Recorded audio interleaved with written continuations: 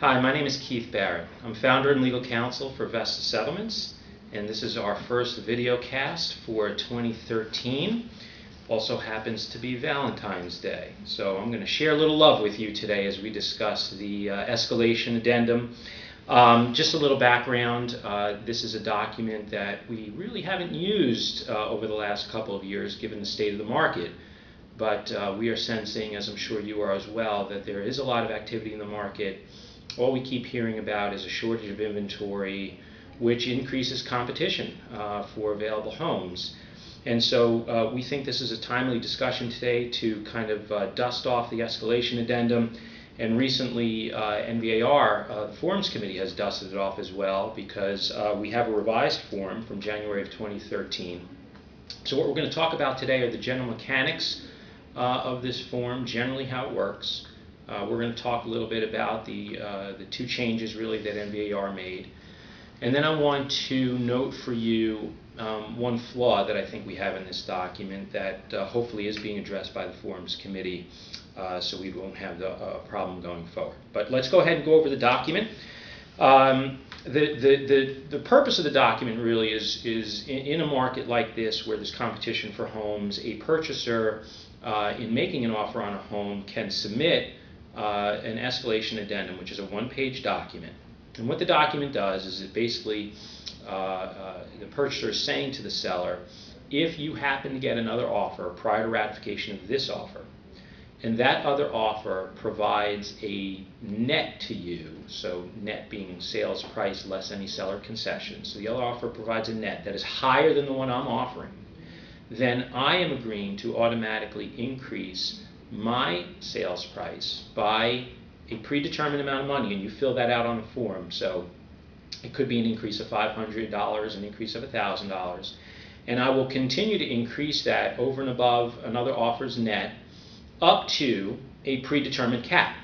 So what you're essentially setting up is the ability for the parties to perhaps compete with one another without all the back and forth that would be required, sending emails, calls, and everything like that. It's already predetermined on the document.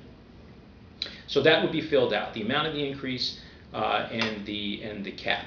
The second part of the document, and I'll just kind of hold this up so you can see a little bit, right under that first paragraph, there's two boxes for options of whether or not the appraisal is going to be waived or you're going to retain the appraisal. Obviously, from the seller's point of view, as long as you're going to be escalating a price potentially, you'd probably want the appraisal to be waived, because otherwise you risk accepting one offer based on a higher net only to have it knocked back down by a low appraisal.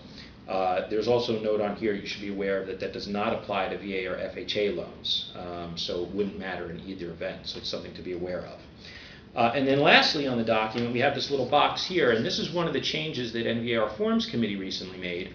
On the old iteration of the form, this whole part that was supposed to be filled out when an escalation occurred was really cumbersome, and it wasn't quite clear what you were supposed to be putting in there, where to put it.